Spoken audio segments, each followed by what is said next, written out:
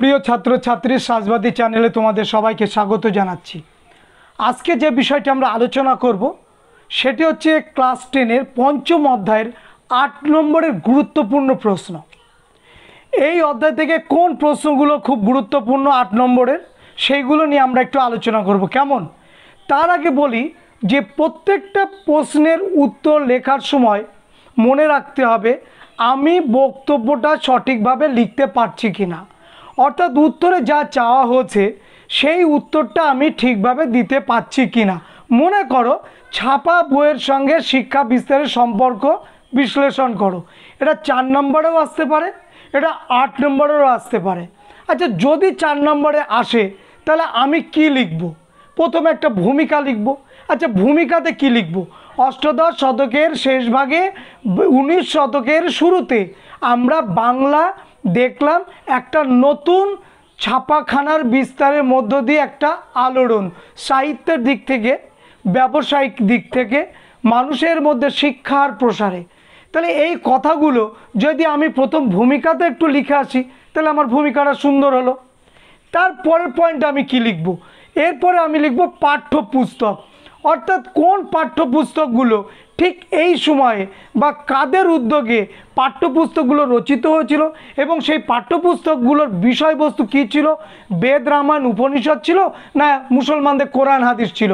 কোন পাঠ্যপুস্তক কী পড়তাম বা কী পড়ানোর জন্য এই সময় কোন কোন বইগুলো প্রকাশিত হয়েছিল এগুলো লিখতে হবে। তাহলে এই সময় আমরা দেখব যে ছাপাখানা প্রচুর প্রতিষ্ঠা হচ্ছে।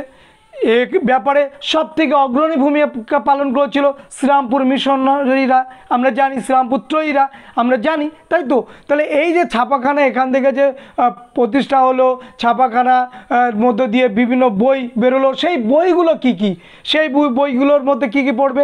সাহিত্যের একটা পাঠ থাকবে, বিজ্ঞান থাকবে, ইতিহাস থাকবে, ভূগোল থাকবে, রসায়ন থাকবে। পাশ্চাত্য শিক্ষার বেশিরভাগ বিষয়গুলো এই ছাপাখানার এই বইগুলোতে স্থান পাবে। রামায়ণ মহাভারত ছোটদের যেমন শিশুপাঠ্য বই যেমন স্থান পাবে, তেমনি কিন্তু আমরা দেখব যে এই ছাপা বইয়ের মধ্যে পাশ্চাত্য শিক্ষার যে বিষয়গুলো, পাশ্চাত্য সাহিত্য, মিল, বেন্থাম, হ্যাঁ, এদের লেখা যেমন প্রকাশিত হচ্ছে, ঠিক তেমনি আমরা দেখব যে বিজ্ঞান, ভূগোল, ইতিহাস এগুলোও কিন্তু প্রকাশিত হচ্ছে। তাহলে এই যে ছাপা বইগুলো যত এরকম পাশ্চাত্য শিক্ষার বিস্তার ঘটাচ্ছে তত আমাদের মনের অন্ধকারটা দূর হবে, আমরা আলোর দিকে এগিয়ে যাব। কোন আলোর? এরপরেই তো তৈরি হবে মধ্যবিত্ত শ্রেণী, এরপরেই তো তৈরি হবে বাংলার নবজাগরণ, এরপরে থেকেই তো তৈরি হবে ব্রিটিশ বিরোধী জাতীয়তাবাদী রাজনৈতিক অধিকারের দাবি, এইগুলো তো প্রকাশ পাবে। এতদিন প্রকাশ পেয়েছে না। তাহলে 19 শতকে কেন প্রকাশ পেল? 19 শতকে প্রকাশ পেল তার ম্যাজিক কি, তার চাবিকাঠি কি? চাবিকাঠি হচ্ছে শিক্ষার প্রসার। শিক্ষার প্রসার যত সময় না হয় তখন কোনো দিক থেকে, কি সামাজিক দিক থেকে, কি অর্থনৈতিক দিক থেকে, কি চাওয়া পাওয়ার দিক থেকে, কি রাজনৈতিক অধিকার, কি অর্থনৈতিক অধিকার, কি ব্রিটিশ বিরোধী আন্দোলন, কোনো দিক থেকেই তো এগিয়ে যাব না, কেমন?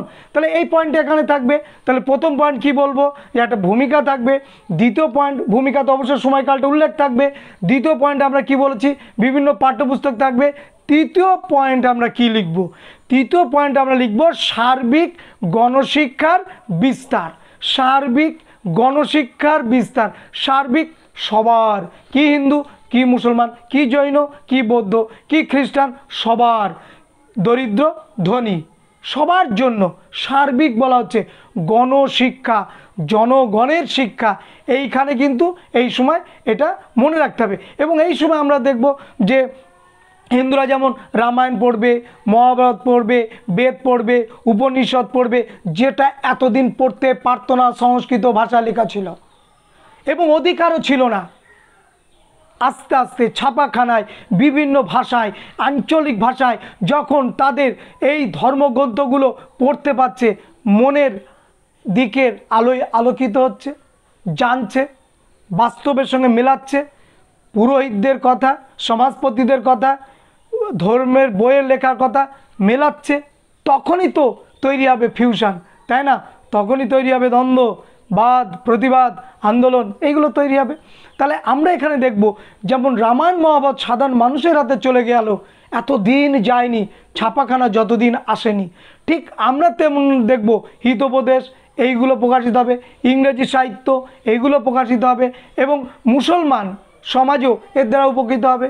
পাশাপাশি কি সমাচার দর্পণ, সমাচার চন্দ্রিকা, যেটা শ্রীরামপুর মিশন থেকে এই পত্রিকাগুলো প্রকাশ হতো সেগুলোও, এবং শুধু তাই নয়, এই শ্রীরামপুর মিশন থেকে আমাদের ডেভিড হেয়ারের পাঠ্যপুস্তকগুলো তার স্কুলের তার প্রতিষ্ঠানের সমস্ত বই এখান থেকে প্রকাশিত হবে। কলকাতার অনেক প্রতিষ্ঠানের বই এখান থেকে প্রকাশিত হবে শ্রীরামপুর মিশন। তাহলে এই পয়েন্টটা আমরা লিখব, সার্বিক গণশিক্ষার প্রসার কাদের জন্য, কোন কোন বিষয়গুলো এখান থেকে প্রকাশিত হতো, তাদের পেছনে কাদের অবদান ছিল, এই বিষয়গুলো এইখানে থাকবে। আমি ছোট করে সামারি করে বলছি, মানে উত্তর লেখাটার কি কি পয়েন্ট থাকলে সঠিক নম্বরটা পাওয়া যায়। ক্লিয়ার? নেক্সট পয়েন্ট আমি কি লিখব, শিশু শিক্ষার বিস্তার, আলাদা একটা পয়েন্ট করব। ছাপাখানার সঙ্গে শিক্ষা বিস্তারের সম্পর্কে শিশু শিক্ষার বিস্তার মোস্ট ইম্পর্ট্যান্ট একটা পয়েন্ট। কিন্তু শিশু শিক্ষার বিস্তার এতদিন আমরা দেখেছি, কি দেখেছি, সেটা অন্ধকারে খুঁজতে হচ্ছে যৎ সামান্য, তাই তো? অন্ধকারে খুঁজে পাওয়া যায় না, হাত রাখতে হয়, হাতে বাঁধতেও পারে নাও বাঁধতে পারে। তাহলে এইরকম একটা লোডশেডিং চলছিল, অন্ধকারময় একটা যুগ চলছিল। সেই জায়গায় আমরা দেখছি যে 19 শতকের শুরুতে আমরা কি দেখব, যে একটা ছাপাখানার যে বিস্তার, সেই বিস্তারের মধ্যে আমরা শিশুদের জন্য দারুণ দারুণ বই পাচ্ছি। কি বই? এতদিন লেখা ছিল সাদা কালো, এবার কি বই এসেছে শিশুদের হাতে? রঙিন বই। আর রঙিন বই তোমরা জানো কতটা অ্যাট্রাকটিভ হয়, আজকাল সহায়িকাগুলো কত কালারের লেখা, তাই না? বইয়ের সামনেই লেখা থাকে রায় মার্টিন হোক, ছায়া প্রকাশন হোক, 7 কালার্স, 8 কালার্স, 9 কালার্স, অর্থাৎ ওই বইয়ের ভিতরে এতগুলো রং ব্যবহার করা হচ্ছে। উদ্দেশ্য কি? এই সাদা কালো এই অক্ষরগুলোকে জীবন্ত প্রাণবন্ত করে তোলবার জন্য রঙিনের ব্যবস্থা, যাতে আমাদের মনটা আরও অ্যাট্রাকটিভ হয়। ক্লিয়ার? তাহলে এই পয়েন্টটা এখানে থাকবে। আর কি থাকবে? শিশুদের উৎসাহিত করার জন্য এই সময় বিভিন্ন রঙিন বইগুলো, ছোট ছোট ছড়া, কবিতা, গল্প এইগুলো প্রকাশিত হবে, এই পয়েন্টটা থাকবে। তারপরে থাকবে কি, সরকারি ও বেসরকারি উদ্যোগ। সরকারি উদ্যোগে কোন কোন বই, কোন কোন প্রতিষ্ঠান, বেসরকারি উদ্যোগে কোন কোন প্রতিষ্ঠান, কোন কোন বইগুলো এখান থেকে প্রকাশিত হচ্ছে, এটা থাকবে। লাস্টে একটা দেবে উপসংহার। তাহলে এইভাবে একটা নমুনা হিসাবে এটা বললাম যে ছাপাখানার ছাপা বইয়ের সঙ্গে শিক্ষা বিস্তার সম্পর্ক ভীষণ গুরুত্বপূর্ণ এই প্রশ্নটা। তাহলে 8 নম্বরের জন্য এই প্রশ্নটা করবে। দ্বিতীয় প্রশ্ন, মানুষ, প্রকৃতি ও শিক্ষার সমন্বয়ে রবীন্দ্রনাথ ঠাকুরের ভূমিকা লেখো।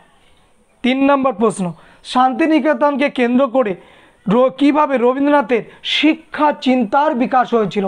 শান্তিনিকেতনকে কেন্দ্র করে দেখবে অনেক ভিডিও আমার দেওয়া আছে, তবু ওইগুলো একটু দেখে নেবে কেমন, তারপরে বইটা পড়বে।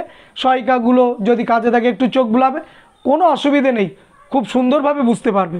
নেক্সট হচ্ছে রবীন্দ্রনাথ ঠাকুরের শিক্ষা চিন্তা ও শান্তিনিকেতনের ভাবনার সংক্ষিপ্ত পরিচয় দাও। লাস্ট 19 শতকে বাংলার কারিগরি শিক্ষার বিকাশ সম্পর্কে সংক্ষেপে লেখো। কারিগরি শিক্ষার বিকাশ সম্পর্কে সংক্ষেপে লেখো। তারপরে হ্যালেদের এই grammar of the Bengal language গ্রন্থটি গুরুত্বপূর্ণ কেন, এটা 3 নম্বর। ওর সঙ্গে লেজুর আর 5 নম্বর করে যাবে, সেটা হচ্ছে বাংলা ছাপাখানার বিকাশে চার্লস উইলকিন্সের ভূমিকা কী, ওটা 5। এই হচ্ছে 3 আর যোগ 5 8, এই প্রশ্নগুলো দেখে যাবে। আর একটু যদি পারো বিশ্বভারতী প্রতিষ্ঠার উদ্দেশ্য কী ছিল এইটা দেখে যাবে। তাহলে এই মোট কটা বললাম, 7টা প্রশ্ন বললাম। 2024-এ 23-24-এ এই অধ্যায় থেকে কিন্তু কোনো প্রশ্ন আসেনি, কি 4 নম্বর কি 8 নম্বর। এবার কিন্তু 25-এ ভীষণ আসার মতো গুরুত্বপূর্ণ প্রশ্ন এখানে রয়েছে, রসদ এখানে আছে। আর তোমরা ভালো ছেলে মেয়ে আছো, অসুবিধে নেই, এইগুলো দেখতে লাগো, এই প্রশ্নগুলো কমপ্লিট করো। এবং এই প্রশ্নগুলো কমপ্লিট করতে গিয়ে যদি কোনো অসুবিধা হয় একটু কমেন্টস করে জানাও, সেই প্রশ্নগুলো আমরা আবার রিভাইজ দেবো। কেমন?